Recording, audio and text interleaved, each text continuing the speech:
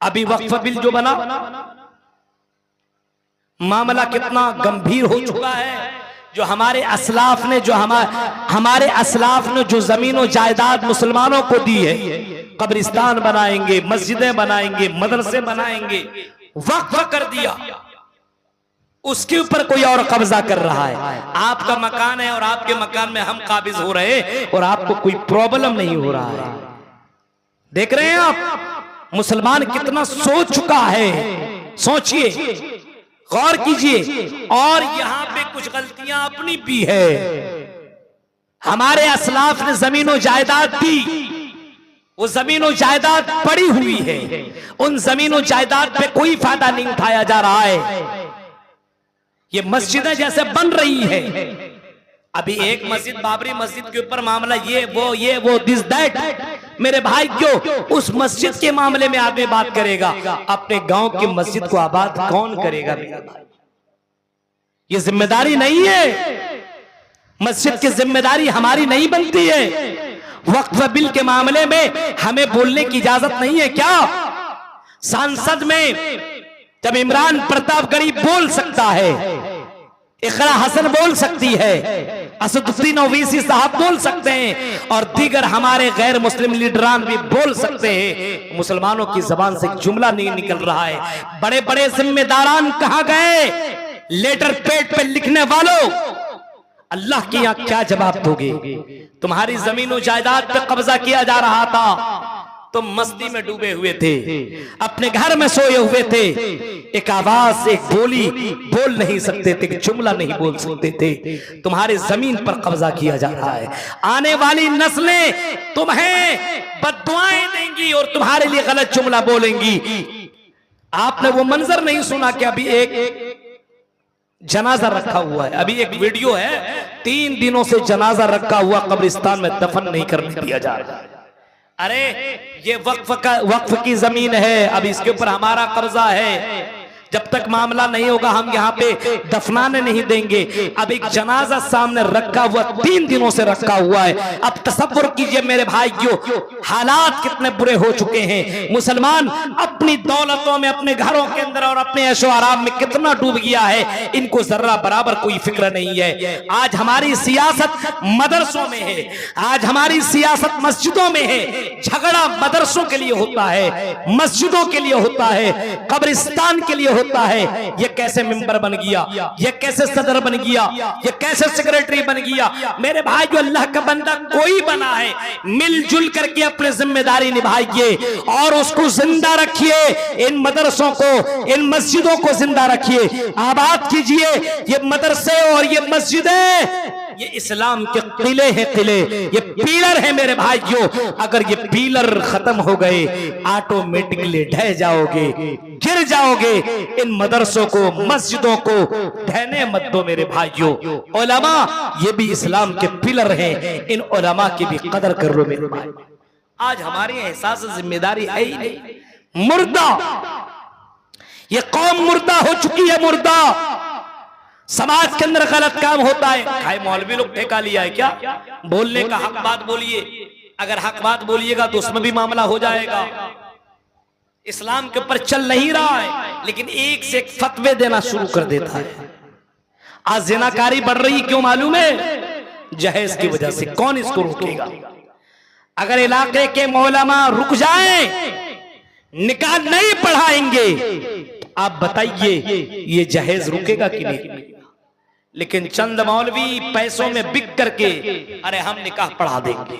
क्यों ऐसे निकाह पढ़ाते हो जिसमें जहेज का कारोबार हो, जिसमें शरीयत का खिलवाड़ हो, जिसमें लड़कियों के साथ जुल्म सितम हो रहा हो? ऐसी शादियों में जाने की आपको हिम्मत कैसे हो जाती है? अल्लाह के यहाँ कैसे जवाब दोगे? गलत चीजों में सपोर्ट कैसे कर लेते हो? आपको कोई जिम्मेदारी का एहसास नहीं है कि मुझे अल्लाह के यहाँ जवाब देना पड़ेगा, मुझे अल्लाह के यहाँ खड़ा होना पड़ेगा।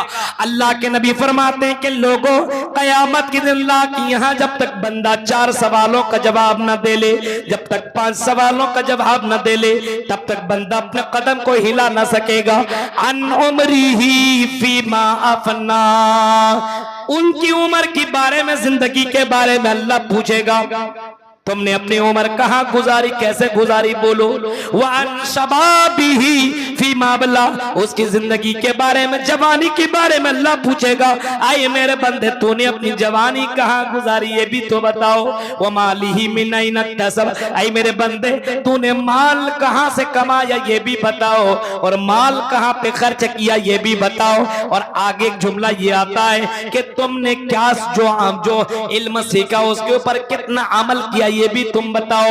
इन सवालों का जवाब तुम्हें क्या कभी कभी कोसता नहीं है, कभी कभी तुम्हें जिम्मेदारी का एहसास नहीं होता है कि अल्लाह की यहाँ मुझे जवाब देना पड़ेगा हमारी अपनी जिंदगी के बारे में, जवानी के बारे में, अपने माल के बारे में, अपने जो हमने उलमा से तकरीरें सुनी और इनके ऊपर हमने कितना अमल किया इसके बारे में अल्लाह को जवाब देना पड़ेगा।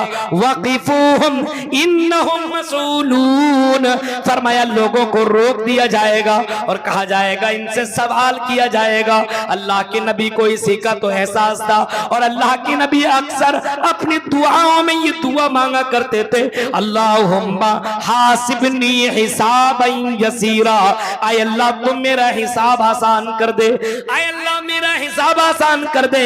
अल्लाह क़यामत के दिन तुमसे पूछ ले कि तुमने ये काम क्यों किया, कैसे किया, बताओ मेरे भाइयों क्या जवाब दे सकते हो।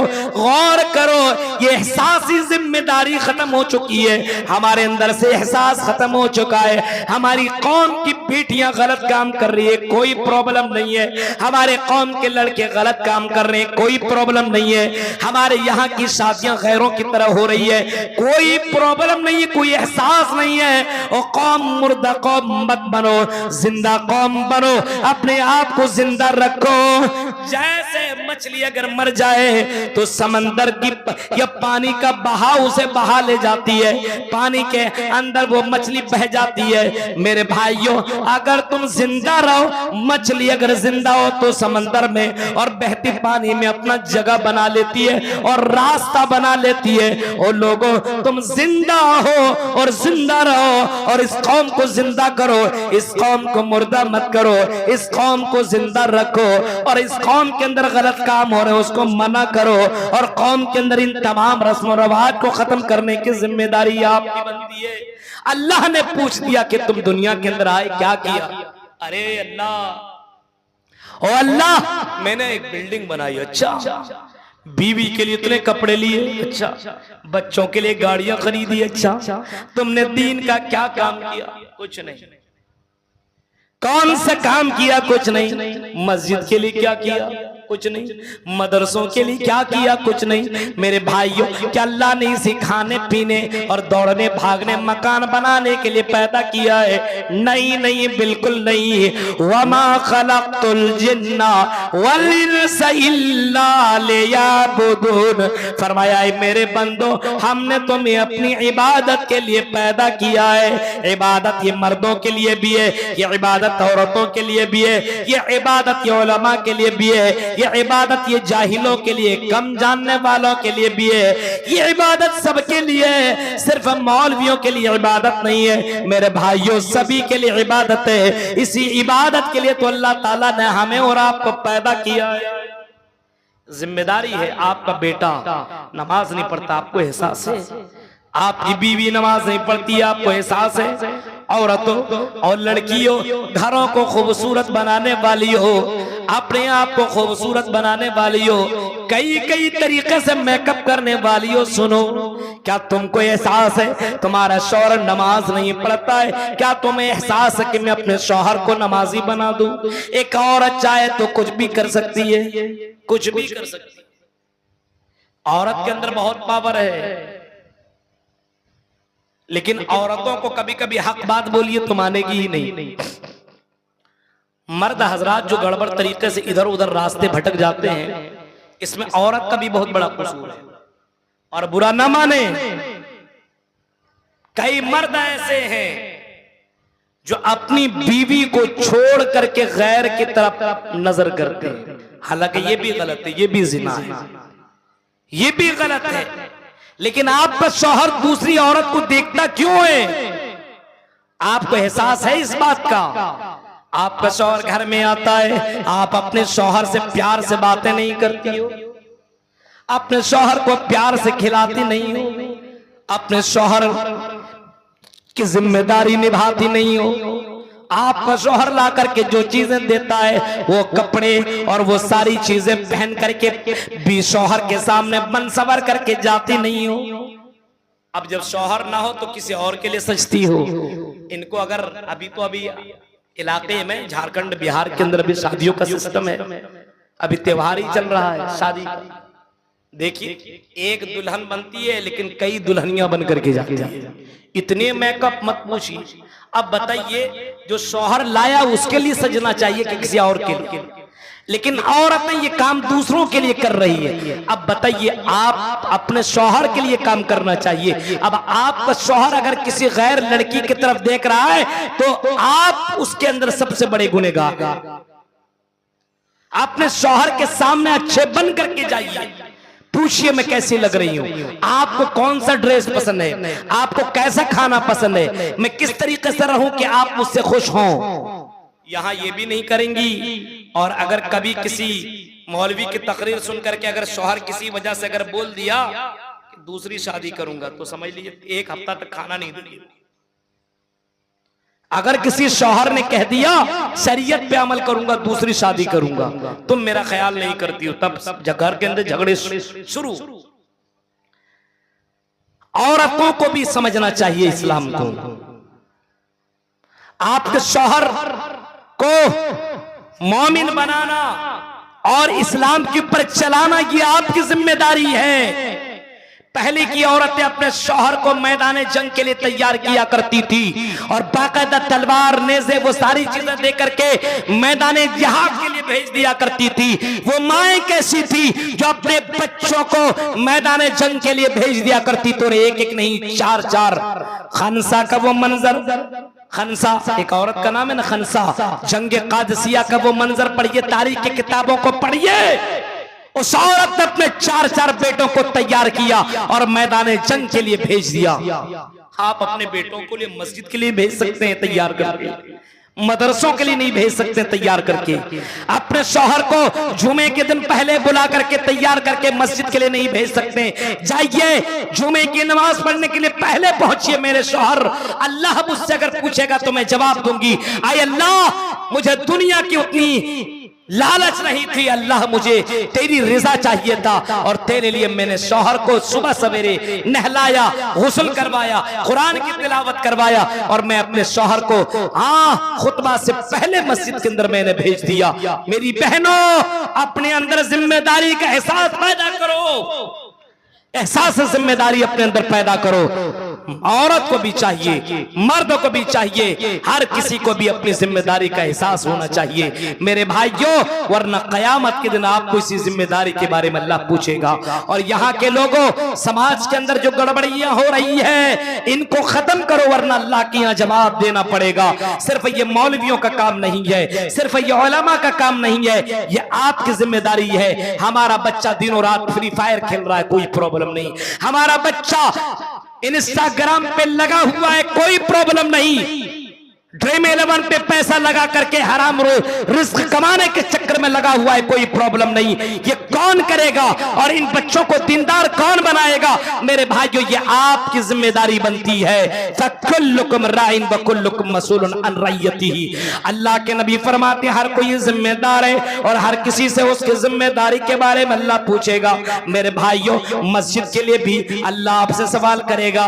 मस्जिद को तो आप बना रहे हैं, लेकिन इस मस्जिद को आबाद करना ये आपकी जिम्मेदारी है। आजान हो तो आप नमाज पढ़ने के लिए निकलो, अपने दोस्तों को फ्रेंडों को लेकर के मस्जिदों के लिए निकला करो। और ऐ जिम्मेदारों, आप अगर नमाज पढ़ने के लिए जाओ तो अपने बेटों को भी मस्जिद के लिए लेकर के जाया करो। अल्लाह के यहाँ जवाब देना पड़ेगा। जिम्मेदारी का एहसास था हजरत उमर फारूक का। अल्लाह की कसम कैसे जिम्मेदार थे, आओ एक मंजर में आपको सुनाता हूँ। उमर फारूक रात की तारीकी में सफर कर रहे हैं, गश्त लगा रहे हैं। क्या देखते हैं, एक जगह चिराग जल रहा है उमर फारूक पहुंचते हो, देखने का औरत है और उसके बगल में छोटे छोटे बच्चे रो रहे हैं। अमीरुल मोमिनीन ने पूछा, भैंस बदला हुआ था, कपड़ा बदला हुआ था, औरत को पता न चला कि ये अमीरुल मोमिनीन है। उमर फारूक पूछते हैं, ऐ खातून ये बच्चे क्यों रो रहे हैं? और जवाब देती है, घर के अंदर खाने पीने का सामान नहीं है, हांडी मैंने चूल्हे के अंदर रखा हुआ है, पानी खौल रहा है, लेकिन अनाज नहीं है कि बच्चों को खाना खिला सको। हमारा अमीरुल मोमिनीन ख्याल नहीं करता है, हमारा जो अमीरुल मोमिनीन है उसको इसकी फिक्र नहीं है। अमीरुल मोमिनीन की आंखों में आंसू आ गए। अमीरुल मोमिनीन उठते हैं और घर जाते हैं और बैतुल माल से वो बहुत सारा सामान ले लेते हैं। उनका गुलाम है असलम। असलम कहते हैं, अमीरुल मोमिनीन मैं आपका खादिम हूँ, गुलाम हूँ, आप ये सामान ये बोरी मुझे दे दीजिए, आप अपने कांधे पे मत ला दिए, आप अमीरुल मोमिनीन है, अच्छा नहीं लग रहा है और ये हमारी जिम्मेदारी है, ये हम अपने कांधे में लेकर के जा रहे हैं। अमीरुल मोमिनीन कहते हैं, असलम ये जो मैं अपने कांधे पर बोरी रखा हुआ हूँ, ये आटा का बोरी है, ये चावल का बोरी है, ये राशन का सामान है, ये जो मैं लेकर के जा रहा हूँ ये मेरी जिम्मेदारी है। अगर तुम आज मेरा बोझ उठाओगे तो बताओ कयामत के दिन क्या तुम मेरा बोझ उठाओगे? ये गुलाम ये असलम कहने लगा, अल्लाह आई अमीरुल मोमिनीन कयामत के दिन में आपका बोझ नहीं उठा सकता हूँ। अमीरुल मोमिनीन ने अपने गुलाम को लिया, निकल गए, उस औरत के पास पहुंचते हैं और औरत से कहते हैं कि लीजिए ये चावल है, ये आटा है, ये राशन है, खाना पकाइए, अपने बच्चों को खाना खिलाइए। औरत चीख करके कहती है, आई अजनबी, काश कि आप अमीरुल मोमिनीन की जगह होते, अमीरुल मोमिनीन आप होते तो कितना अच्छा होता। ये अमीरुल मोमिनीन की दुहाई दे रहे हैं कि आप अमीरुल मोमिनीन बन जाते तो कितना अच्छा होता। उसको नहीं मालूम कि जिसने ये सारा गल्ला लाया है अपने पीठ में बोझ लेकर के आया है, ये कोई और नहीं, यही तो अमीरुल मोमिनीन है। इनको जिम्मेदारी का एहसास था। रोता हुआ अपने कौम की औरत को देखा, बच्चे को भूख के मारे रोते हुए पाया तो अमीरुल मोमिनीन ने अपने कांधे में लाद करके उनके घर में खाना पहुंचा दिया। मेरे भाइयों, ये एहसास जिम्मेदारी है कि अल्लाह के यहाँ जवाब देना पड़ेगा, वरना रात की तारीकी में कोई ऐसा अमीरुल मोमिनीन, कोई आदमी ऐसा जो सरदार हो इलाके का और 22 लाख मुरब्बा हुकूमत करने वाला इतना शानदार बादशाह, क्या ऐसा काम कभी कर सकता है? एहसास जिम्मेदारी की वजह से कदम उठाया था। मेरे भाइयों, हमें भी अपने अंदर एहसास पैदा करनी है। हमारा बच्चा गलत कर रहा है, हमें रोकना है। हमारी समाज की लड़कियां बहक रही है, उसे रोकने की जिम्मेदारी हमारी है। हमारी लड़कियां गलत रास्तों पे चल रही है, उसको सुधारने की जिम्मेदारी हमारी है। मौजू है एहसास से जिम्मेदारी। एक इंसान के अंदर एहसास पैदा हो जाए तो वो जिंदा है, और अगर एहसास ही खत्म हो जाए तो फिर वो मुर्दा है। आपका ये हाथ है और इस हाथ को अगर हम टच कर रहे हैं और आपको समझ में आ रहा है कोई हमें टच कर रहा है, तो आपका ये स्कैन, ये आपका ये चमड़ा जिंदा है। और अगर स्कैन काम ही नहीं कर रहा, कोई आपको टच कर रहा, कोई फर्क ही नहीं पड़ रहा, इसका मतलब ये हाथ, ये स्कैन, ये चमड़ा, ये आपका मर चुका है। अल्लाह रब्बुल आलमीन ने बेशुमार नेमतें हमें दी है, इतनी नेमतें दी है कि उन नेमतों को कोई गिन नहीं सकता है। इतनी नेमतें, हर कोई अपने आप के अंदर अगर गौर फिक्र करे तो बेशुमार नेमतें उसे दिखाई देंगी, और हर नेमत अपनी जगह एक नेमत से बढ़कर के एक नेमत है। किसी भी नेमत को आप कम आंक नहीं सकते, कम समझ नहीं सकते। ये जो जबान जिससे मैं बोल रहा हूं, जिससे मैं अपनी बातें आप तक पहुंचा रहा हूं, आपको समझाने की कोशिश कर रहा हूं, ये जबान इतनी बड़ी नेमत है कि ये जबान की वजह से आदमी को दुनिया में इज्जत भी मिलती है, दुनिया में बेशुमार चीजें मिल जाती है इसी जबान की वजह से। अगर बोलना कोई जानता है, लोगों के बीच में अपनी फरियादें अपने बातें रखता, तो उनकी बातों को समझ करके उनकी बातें पूरी की जाती है, उनके मामला क्लियर किया जाता है। लेकिन कोई गूंगा आदमी है, बोल नहीं सकता है, वो भी सोचता काश के मुझे बोलने के लिए जबान मिल जाती, मैं भी बोलता। ये नेमत इतनी बड़ी नेमत है कि किसी गूंगा आदमी से पूछो कि जबान ये कितनी बड़ी नेमत है, वो बताएगा इससे बढ़कर के कोई नेमत नहीं है। हालांकि उस गूंगा आदमी के पास सारी चीजें मौजूद है, हर नेमत है उसके पास अवेलेबल है, लेकिन जबान की नेमत नहीं है। एक आदमी के पास जबान है लेकिन आंख नहीं है, उनसे पूछो आंख कितनी बड़ी नेमत है। और ये अल्लाह रब्बुल आलमीन का कितना बड़ा एहसान और करम है तेरे ऊपर, जिसके पास जबान है लेकिन आंख नहीं है। वो बोलेगा कि मौलाना मेरे पास नेमतें तो है लेकिन आंख नहीं है, तो ऐसा लगता है कि दुनिया मेरे लिए बेकार। एक नेमत, इतनी बड़ी नेमत, अगर आंख ना मिले तो ये दुनिया बेकार।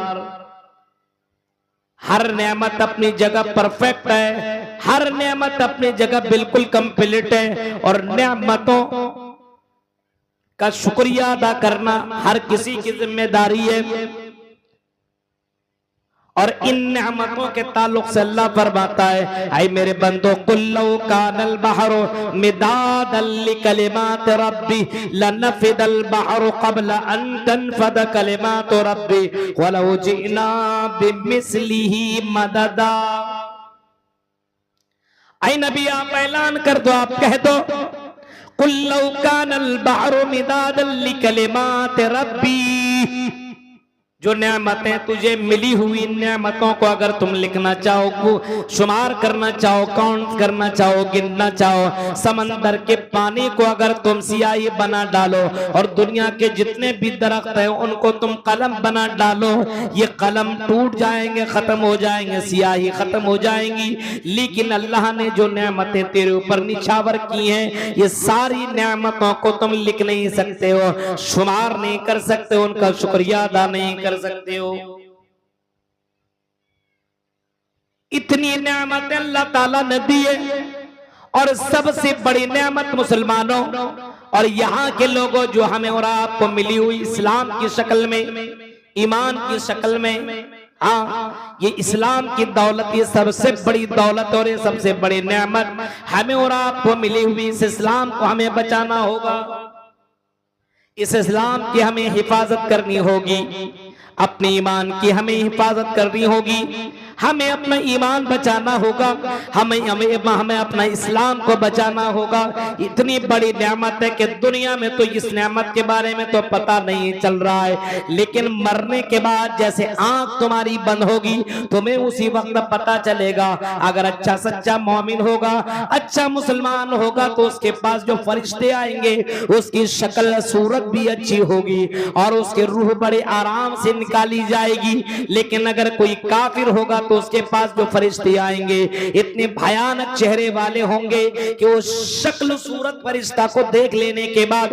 इंसान की रूह कभी इधर भागेगी कभी उधर भागेगी, वो रूह निकलने के लिए तैयार नहीं होगी। उस रूह को फरिश्ता जबरदस्ती निकालेगा और उस फरिश्ता को देख लेने के बाद इंसान की लैट्रिन और बाथरूम तक भी हो जाता है।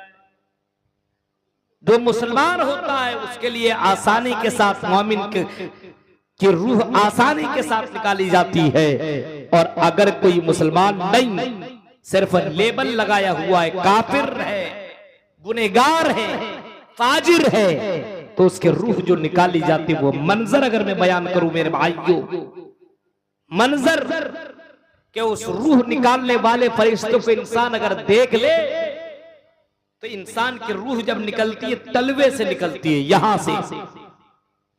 यहां से आगे निकलना शुरू हो जाती है, फिर पिंडली तक, पिंडली से आगे घुटने तक, फिर कमर तक, फिर सीने तक, फिर हलक तक, ऐसे निकलती चली जाती है, जबरदस्ती उसके रूह को निकाला जाता है, रूह निकलने के लिए तैयार नहीं होती है।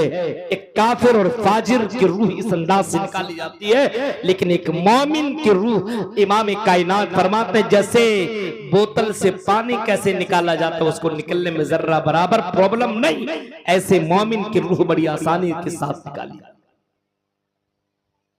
तो एक इस्लाम की नेमत अगर आपको मिल जाए तो रूह निकल रही है तब भी कोई टेंशन नहीं। हाँ, कब्र के अंदर डाला जा रहा है, कब्र के अंदर रखा जा रहा है, और जब कब्र में रखने के बाद आप में वापस मुड़ रहे अपने घर के अंदर आ रहे हैं, जैसे कब्र में दफन करने के बाद लोग वापस मुड़ते हैं तो उसके पास दो फरिश्ते आते हैं, मुनकर नकीर जिसे बोला जाता है, उसको आराम के साथ उठाया जाता है और उसको जन्नती लिबास पहनाया जाता है, और उससे जब सवालात किए जाते हैं जवाब दे देता है तो उसको जन्नती लिबास पहना दिया जाता है, जन्नती दरवाजा उसके लिए खोल दिया जाता है।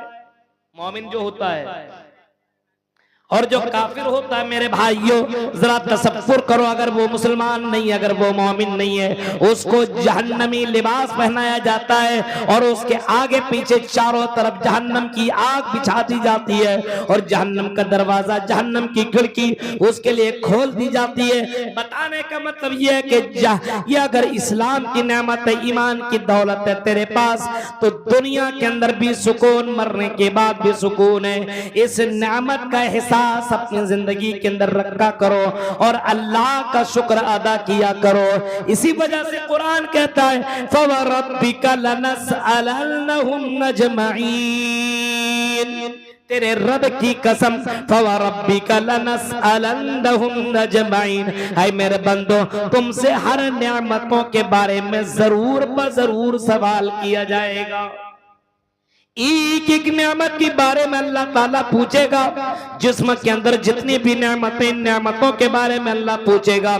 ये घर मकान जो अल्लाह ने दिया इसके बारे में भी पूछेगा, बीवी बच्चे औलाद, इन नेमतों के बारे में भी अल्लाह तबारक व तआला पूछेगा। मेरे भाइयों ये नेमतें आपको, हमें और आपको बड़ी आसानी के साथ मिली हुई है, कोई एहसास नहीं है। उन लोगों से पूछो जो प्लेटफॉर्म के अंदर अपनी जिंदगी काट रहे हैं, जिनका घर मकान नहीं है, प्लेटफॉर्म के अंदर पड़ा हुआ है और भीख मांग रहा है और यहाँ वहां भटक रहा है, एक घर बनाने के लिए वो परेशान है। लेकिन अल्लाह ने आपको मकान भी दिया, अल्लाह ने आपको ईमान की दौलत भी दी है, अल्लाह ने आपको औलाद जैसी नेमत से भी नवाजा है। इसके बावजूद अगर इन जिम्मेदारियों का अगर एहसास नहीं है, इन नेमतों का अगर एहसास नहीं है, तो मेरे भाइयों अब तसव्वुर करो अल्लाह के जवाब तुम कैसे दोगे। फवरब्बिका लनसअलन्नहुम अजमईन, फरमाया मेरे बंदो तुमसे हर नेमत के बारे में अल्लाह ताला कयामत के दिन सवाल करेगा। अम्मा कानू यामलून, अल्लाह तबारक व तआला पूछेगा जो दुनिया के अंदर तुम अमल किया करते थे, उन नेमतों के बारे में अल्लाह रब्बुल आलमीन कयामत के दिन सवाल करेगा। एहसास जिम्मेदारी हर मुसलमान मर्द औरत को होना चाहिए, हर गार्जियन को होना चाहिए। इमाम कायनात जनाब मोहम्मद रसूलुल्लाह को देखिए, एहसास जिम्मेदारी देखिए। इमाम कायनात ने अपनी जिंदगी में दावत तबलीग का काम किया, आपने दावत तबलीग का काम 23 साल जिंदगी भर करते रहे। मक्का में भी आपने किया, मदीना के अंदर भी आपने काम किया, और मक्का वालों ने आपको जब परेशान किया, जब आपको तकलीफ देने की कोशिश की, तो अल्लाह के नबी ये जिम्मेदारी का एहसास आपके पास है, इसी जिम्मेदारी को निभाने के लिए आप ताइफ की तरफ चले जाते हैं। और ताइफ जाने के बाद आपने ताइफ वालों को भी दावत दी, आपने लोगों को अल्लाह की तरफ, वहां पे भी आपने लोगों को भी बुलाया। हजरत मोहम्मद रसूलुल्लाह सल्लल्लाहु अलैहि वसल्लम की जिंदगी अगर आप पढ़ेंगे तो मेरे भाइयों, इमाम कायनात को एहसास जिम्मेदारी इतनी ज्यादा है कि एक मरतबा हजरत अब्दुल्लाह इब्न मसूद से कहते हैं इक़रा अलैया, आय अब्दुल्लाह मेरे ऊपर कुरान पढ़ो, कुरान पढ़ करके मुझे सुनाओ। हजरत अब्दुल्लाह इब्न मसूद कहते हैं आय अल्लाह के नबी, मैं आपके ऊपर कुरान पढ़ो, हाँ आपके ऊपर कुरान करो, वो अब कुरान पढ़ो, वो अलैका उन्जिला, जबकि ये कुरान आप ही के ऊपर उतारा गया है, ये कुरान तो आप ही के ऊपर नाजिल किया गया है। अल्लाह के नबी ये कुरान आपके ऊपर मैं कैसे पढ़ूं? अल्लाह के नबी फरमाते हैं आय अब्दुल्लाह इब्न मसूद, सुनो मुझे कुरान दूसरों से सुनने में बहुत ही ज्यादा अच्छा लगता है, मैं पसंद करता हूं कि कोई दूसरा कुरान पढ़े और मैं कुरान सुनूं। अल्लाह के नबी कह रहे हैं। अब हजरत अब्दुल्लाह इब्न मसूद कुरान पढ़ने लगते हैं, सूरह निसा की तिलावत कर देते हैं, और जब कुरान की आयत करीमा पढ़ते पढ़ते जब इस आयत करीमा पर पहुंचते हैं, फैज़ा फकैफ़ इज़ा जिना मिन कुल्लि उम्मतिन बिशहीद व जिना बिका अला हाउलाई शहीदा, जब कुरान की आयत करीमा के ऊपर पहुंचते हैं तो अल्लाह के नबी कहते हैं बस करो बस करो बस करो, आय अब्दुल्लाह रुक जाओ रुक जाओ रुक जाओ। हजरत अब्दुल्लाह इब्न मसूद रुक जाते हैं और वो कहते हैं जैसे मैंने अपनी नजरें उठा करके इमाम कायनात को देखा तो क्या देखता हूँ, फैज़ा आइनाहु तज़रिफान, क्या देखता हूँ कि अल्लाह के नबी की दोनों आंखों से आंसू बह रहे हैं, ज़ारो क़तार रो रहे हैं। आपको जब मैंने देखा तो अल्लाह के नबी सल्लल्लाहु अलैहि वसल्लम को मैंने रोते हुए पाया। अल्लाह के नबी को एहसास है जब हर उम्मत के अंदर से गवाहों को बुलाया जाएगा और आई मोहम्मद आपको हर उम्मत का गवाह बनाया जाएगा। अल्लाह के नबी सल्लल्लाहु अलैहि वसल्लम को एहसास जिम्मेदारी है कि मुझे अल्लाह ताला क़यामत के दिन जब बुलाएगा मुझे गवाह के तौर पर तो मुझे जवाब देना पड़ेगा। अल्लाह के नबी फरमाते हैं कि अल्लाह रब्बुल आलमीन क़यामत के दिन हजरत नूह अलैहिस्सलातु वस्सलाम को बुलाएगा और नूह को बुलाने के बाद अल्लाह कहेगा हल बल्लगता, आई नूह क्या तुमने मेरी दावत को, क्या तुमने मेरा मिशन को तुमने लोगों तक पहुंचा दिया था? हजरत नूह अलैहिस्सलातु वस्सलाम कहेंगे अल्लाह मैंने आपके मिशन को आपके पैगाम को मैंने दुनिया में पहुंचा दिया, मैंने 950 साल तक दावत व तबलीग का काम किया, मैंने फर्दन फर्दन ये काम किया, इज्तिमाई तौर पर मैंने ये काम किया, मैंने दावत और तबलीग का काम किया। अल्लाह कहेगा इनो जरा तुम गवाह लेकर के आओ कि तुमने ये काम कर दिया है पहुंचा दिया है, कोई गवाही देने वाला है बताओ। हजरत नूह कहेंगे कि मेरी उम्मत से पूछ लो, उम्मतियों को बुलाया जाएगा और हजरत नूह की उम्मत को पूछा जाएगा आई नूह की उम्मत ये बताओ क्या तुम्हारे पास कोई नबी आया था, क्या तुम्हारे पास कोई डराने वाला आया था, क्या तुम्हारे पास कोई समझाने वाला कोई ऋषि मुनि आया था? नूह की कौम जवाब देगी आई अल्लाह आई रब हमारे पास कोई डराने वाला नहीं आया था। नूह की कौम इनकार कर देगी। अब नूह से पूछा जाएगा ऐ नूह बताओ अब तुम्हारे पास कोई गवाही देने वाला है? तो हजरत नूह अलैहिस्सलाम कहेंगे मोहम्मद और उनकी उम्मत ये गवाही आपको देंगी और वो कहेंगे कि हाँ नूह अपने कौम के पास आया था डराने के लिए। हर किसी को मालूम है ना, कुरान के अंदर मौजूद है ना कि अल्लाह ने नूह को वलक़द अरसलना नूहन इला कौमिही फलबिसा फ़ीहिम अल्फ़ सनतिन 50 आमा, कि हजरत नूह को अल्लाह तबारक व तआला ने 950 साल तक दावत व तबलीग के लिए भेजा, 950 साल दावत व तबलीग का काम करते रहे।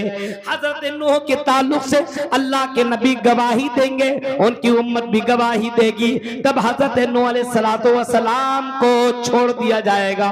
मेरे भाइयों ये एहसास जिम्मेदारी इमाम कायनात को है कि मुझे अल्लाह के यहाँ जवाब देना पड़ेगा, अल्लाह के यहाँ मुझे अपनी जिम्मेदारी का जवाब देना पड़ेगा। इमाम कायनात ये सोच कर के रोने लगते हैं और ज़ारो क़तार रोने लगते हैं। यही एहसास जिम्मेदारी है, इसी एहसास जिम्मेदारी है जब दावत तबलीग आप करने लगे और आपके बाद जब लोगों ने ना मानी तो मेरे भाइयों अल्लाह के नबी सल्लल्लाहु अलैहि वसल्लम को ऐसा लग रहा था किसी पहाड़ में जाकर के वहां से कूद जाऊं, अपने आप को मार दूं। फला अल्लाह का बाक़िउन नफ्सक काला आसारिहिम इल्लम युमिनु बिहाज़ल हदीसी असफा। मेरे भाइयों, आई नबी, आई मोहम्मद सल्लल्लाहु अलैहि वसल्लम, ऐसा आपको ऐसा लग रहा है फलअल्लक बाखिउन नफ्सक अला आसारिहिम इल्लम युमिनु, अगर ये ईमान ना ले आए तो आप अपने आप को हलाक कर दे।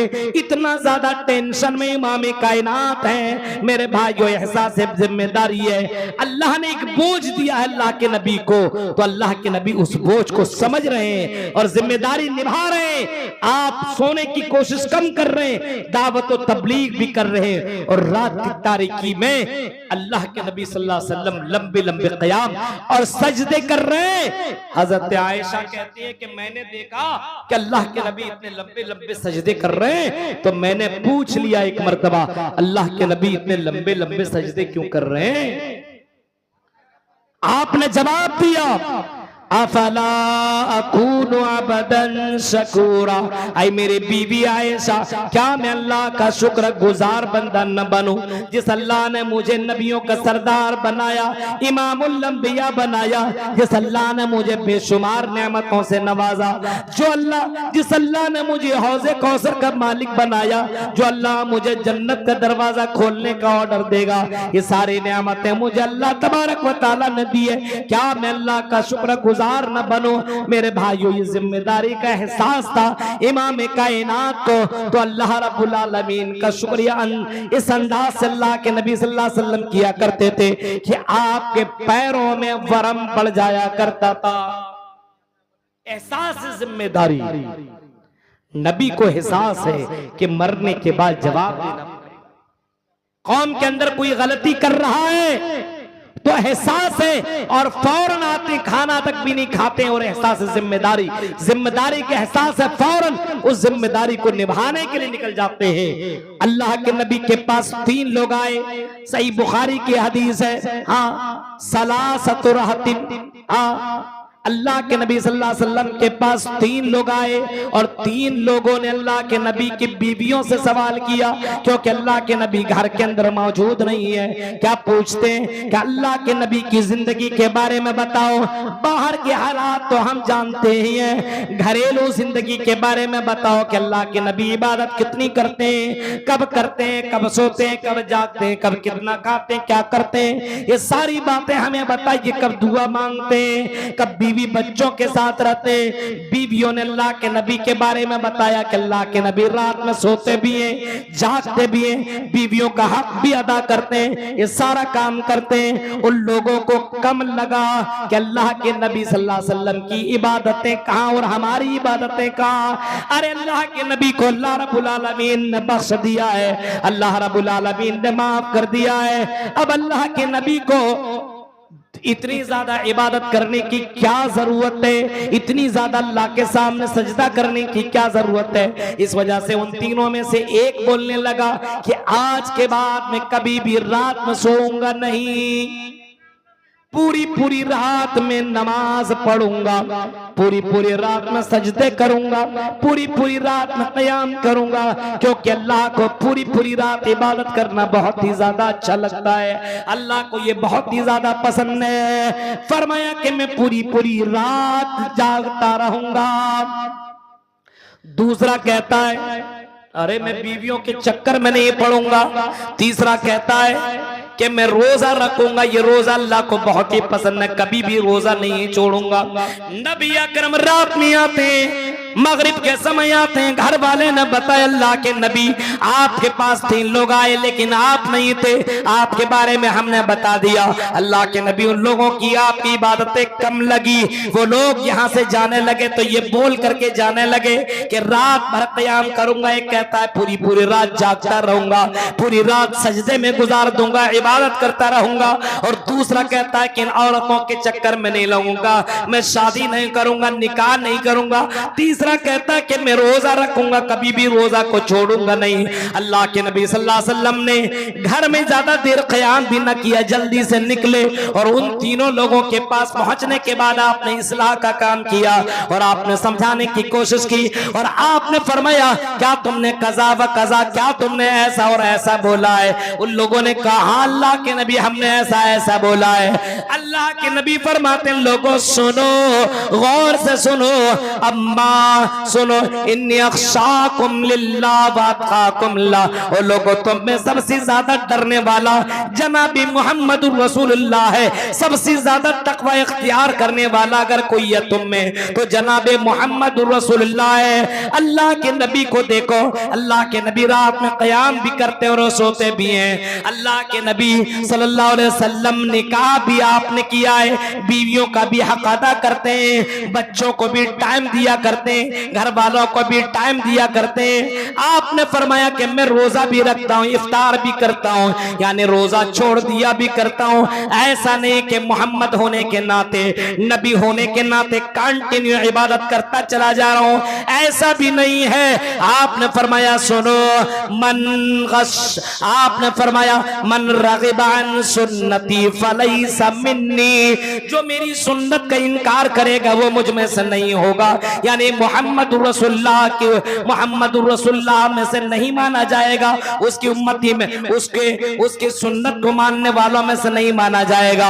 अगर नबी को मानते हो तो नबी की सुन्नत यह कि निकाह करो, नबी की सुन्नत यह कि रात में सो भी जागो भी, नबी की सुन्नत यह कि रोजा भी रखो और रोजा छोड़ो भी, इफ्तार भी कर लिया करो। मन रग़िबा अन सुन्नती, जो मेरी सुन्नत का इनकार करेगा वो मुझ में से नहीं है। आपको जिम्मेदारी का एहसास था, आपने फौरन उन लोगों को समझा दिया।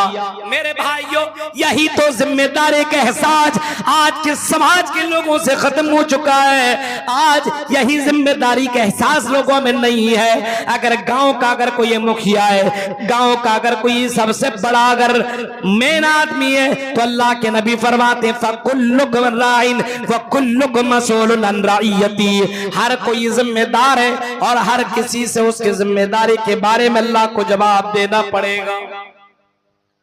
फल्लमीरु राइन, अमीर जिम्मेदार है, मुखिया जिम्मेदार है, गांव का जो मेन चौधरी है, मेन सरदार है, वो पूरे गांव का जिम्मेदार है। अगर गांव के अंदर कोई गड़बड़ी हो रही है और अगर वो जिम्मेदार, वो सरदार, वो मुखिया अगर जिम्मेदारी को नहीं निभा रहा है, अगर गांव के अंदर अगर गलत काम हो रहा है, ना इंसाफी हो रहा है, जिनाकारी हो रहा है, शराब नोशी हो रहा है, लड़कीबाजी हो रहा है या कोई गलत काम हो रहा है, और अगर वो गांव का सरदार है और गांव का मेन आदमी है और अगर वो अपनी जिम्मेदारी नहीं निभा रहा है तो अल्लाह को जवाब देना पड़ेगा और उसकी जिम्मेदारी के बारे में अल्लाह तबारक व तआला कयामत के दिनों से सवाल करेगा। इसी तरीके से इमाम कायनात ने फरमाया वर्रजुलु राइन अला अहलि बैती, और आदमी अपने घर का जिम्मेदार है, अपने घर का जिम्मेदार है कि घर को आपने इस्लामिक घर बनाया कि नहीं बनाया, घर के अंदर इस्लामी माहौल पैदा किया कि नहीं किया। एक आदमी की जिम्मेदारी है कि घर के अंदर तुम हलाल रोजी लाते हो कि हराम रोजी लाते हो, ये तुम्हारी जिम्मेदारी बनती है। बीवी और बच्चों को खिलाने और पिलाने की जिम्मेदारी तेरी बनती है, कमाने की जिम्मेदारी तेरी बनती है, रिज़्क़ हलाल तेरे घर के अंदर पहुंचाने की जिम्मेदारी बनती है। अल्लाह तबारक व तआला तुमसे पूछेगा वर्रजुलु राइन अला अहलि बैती, उसके घर के बारे में अल्लाह सवाल करेगा और घर वालों के बारे में पूछेगा तुमने अपने घर वालों की जिम्मेदारी निभाई कि नहीं निभाई। सिर्फ निकाह कर लिया और समझ लिया हम तो मर्द है। आपने अपने बीवी को इस्लामिक माहौल में ढाला कि नहीं ढाला? घर के अंदर तो आकर के बहुत सवाल किया करते हो, कौन कौन सा आइटम बनाया, कौन सा खाना बनाए हो।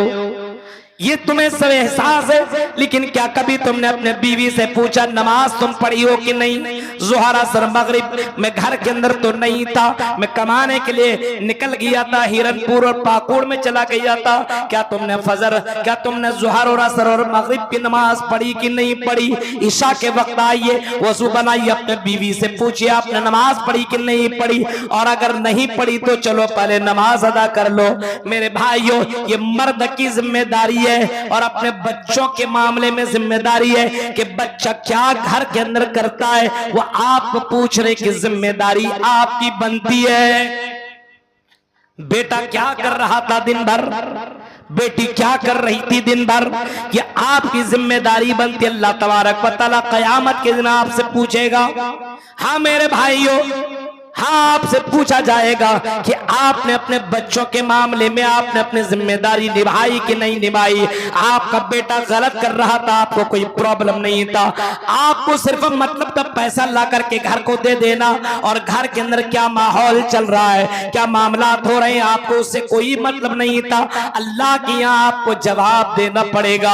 आपने पैसा लाया है, घर में आपने कमा करके दिया है, रोजी रोटी आपने जमा कर दिया है, तो घर के अंदर दीनी माहौल बनाना ये आपकी जिम्मेदारी है। घर के अंदर मुसल्ला लाना आपकी जिम्मेदारी है। घर के अंदर कुरान की तिलावतें करवाना ये आपकी जिम्मेदारी है। फजर के वक्त अगर आपका बेटा बेटी बीवी अगर नहीं उठती है, आप नहीं उठते हैं, तो मेरे भाई ये आपकी जिम्मेदारी है, ये आपको अल्लाह के यहाँ जवाब देना पड़ेगा। इसी तरीके से अल्लाह के नबी सल्लल्लाहु अलैहि वसल्लम फरमाते हैं वल मर्अतु राइयतुन अला बैती, औरत की जिम्मेदारी घर की है और उसके बच्चों की जिम्मेदारी औरत के ऊपर होती है। वल मर्अतु राइयतुन अला अहले बैती, घर की जिम्मेदारी भी उसकी बीवी के ऊपर होती है और उसके बच्चों की भी जिम्मेदारी औरत के ऊपर होती है। यानी औरत के ऊपर दो दो जिम्मेदारी। अब शौहर ने ला करके दे दिया, अब क्या कर रहे नहीं कर रहे वो आप कर रहे हैं, शौहर तो चला गया, दिन भर है ही नहीं, अब आप अपने उनके बच्चों की परवरिश कैसे कर रहे हैं? इमाम बुखारी की माँ को देखो, इमाम बुखारी ने अपने बेटे इमाम बुखारी की तरबियत कैसे की। अब्दुल कादिर जिलानी की माँ को देखो, उन्होंने अब्दुल कादिर जिलानी की परवरिश कैसे की। अल्लाह की कसम मेरे भाइयों, माँ अगर अपनी जिम्मेदारी निभा ले तो बच्चा दीनदार हो जाता है, बच्चा बहुत ही बड़ा इमाम बन जाता है। माँ अगर अपनी जिम्मेदारी निभा ले तो बच्चा बहुत आगे बढ़ सकता है, लेकिन माँ अगर जिम्मेदारी न निभाए, अगर गलतियों को रोके टोके नहीं और बाप तक न पहुंचाए, अपने शौहर तक न पहुंचाए, तो वो बच्चा बिगड़ जाएगा, वो बच्चा गुनहगार हो जाएगा, वो बच्चा डाकू बन जाएगा, वो बच्चा बहुत ही आगे चल करके कौम का सरदर्द बन जाएगा। आज हमारे यहाँ औरतें यही तो काम नहीं करती है, बच्चों के लिए महबूब बन जाती है। अरे कुछ नहीं बोलेंगे, बाप को बोल दे ऐसा मेरा काम सुन रही, हाँ ठीक है, लेकिन बच्चा गलत कर रहा है तो मां बता नहीं रही है। अब सोचिए आप, बाप तो कमाने के लिए गया है, और अगर आपका बच्चा गलत कर रहा है, नमाज नहीं पढ़ रहा, बेटी दीनदारी वाला काम नहीं कर रही है, बेपर्दे से बाहर घूम रही, इधर उधर कर रही है, बच्चा हर वक्त मोबाइल में लगा हुआ है, और आपके कहने पे बच्चा मान नहीं रहा, आपकी बेटी मान नहीं रही, तो आपकी जिम्मेदारी बनती कि अपने शौहर को आप बोलिए। अगर आप नहीं इस माहौल को ढाल रहे हैं, अगर अपना माहौल नहीं बना रहे दीनी माहौल, तो अल्लाह की कसम औरत की ये जिम्मेदारी जो है कयामत के दिन उसकी जिम्मेदारी के बारे में अल्लाह पूछेगा। और आखिर में फरमाया फकुल्लुकुम राइन व कुल्लुकुम मसऊलुन अन रइयतिही, हर कोई जिम्मेदार है और हर किसी से उसके जिम्मेदारी के बारे में अल्लाह को जवाब देना पड़ेगा। गौर करो मेरे भाइयों, यही एहसास जिम्मेदारी अगर लोगों के अंदर पैदा हो जाए, इतने बड़े बड़े जलसे कराने की जरूरत नहीं है। ये मस्जिद की जिम्मेदारी किसकी बनती है? पूरी गांव की जिम्मेदारी बनती है। अल्लाह के नबी सल्लल्लाहु अलैहि वसल्लम ने मस्जिद बनाने के ताल्लुक से बेशुमार हदीसें आपने फरमाई है। आपने तो एक हदीस इस अंदाज से आपने फरमाया और आपने बताया, मम बना लिल्लाहि मस्जिदन बनल्लाहु लहू बैतन फिल जन्नह, जो आदमी अल्लाह के लिए घर बनाएगा, अल्लाह तबारक व तआला उसके लिए जन्नत में घर बनाएगा। अब बताओ ये कितनी बड़ी खुशखबरी और कितनी बड़ी बशारत है। जो दुनिया में अल्लाह के लिए मस्जिद बनाए तो अल्लाह ताला उसके लिए जन्नत में घर बनाएगा। खाली जन्नत ही बोल देता काफी था, जन्नत में घर बनाएगा।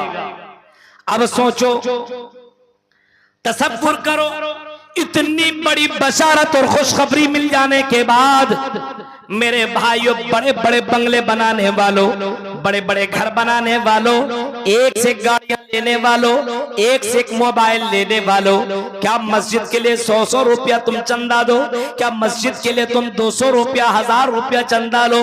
क्या मेरे भाइयों, ऐसी खुशखबरी मिल जाने के बाद और ये जिम्मेदारी तुम्हारी बनती है कि मस्जिद को हम कैसे बनाएं?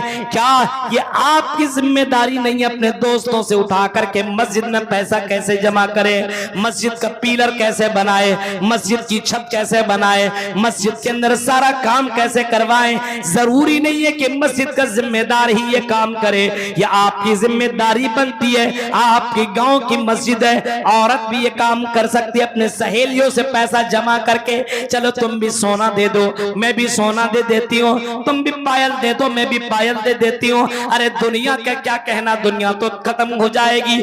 मरने के बाद अगर अल्लाह जन्नत दे दिया, इससे बढ़कर के और क्या नेमत मिल सकती है? एक औरत की काम भी कर सकती है, अपनी सहेलियों से बहुत से सोने वगैरह इकट्ठा करके जमा करके मस्जिद के जिम्मेदार के हवाले कर सकती है, जन्नत कमा सकती है। ये नौजवान भी ये काम कर सकता है, ये आसानी के साथ ये काम कर सकता है। और एक मामला ये भी है, मस्जिद बना लेना बहुत बड़ी बात नहीं है, मस्जिद को आबाद रखना ये हमारी जिम्मेदारी है। अभी रमजान गुजरा, मस्जिदों की हालतें देखो मेरे भाइयों, आज मस्जिदें वीरान नजर आती हैं। ज़ोहर, असर, मगरिब, इशा, फजर में देखो आज आपको मस्जिदों के अंदर नमाजी नहीं दिखेंगे।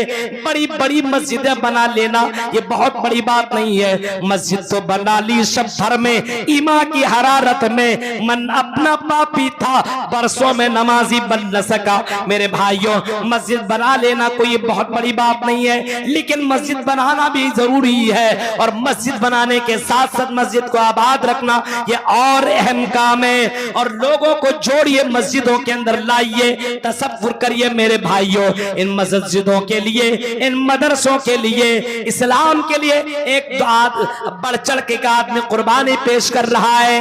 अभी आज देखिए, जानते क्या मुसलमान क्या करता है? इधर की तकरीर उधर फॉरवर्ड कर दिया, इधर का मामला उधर शेयर कर दिया, सोचता यही दावत का काम है।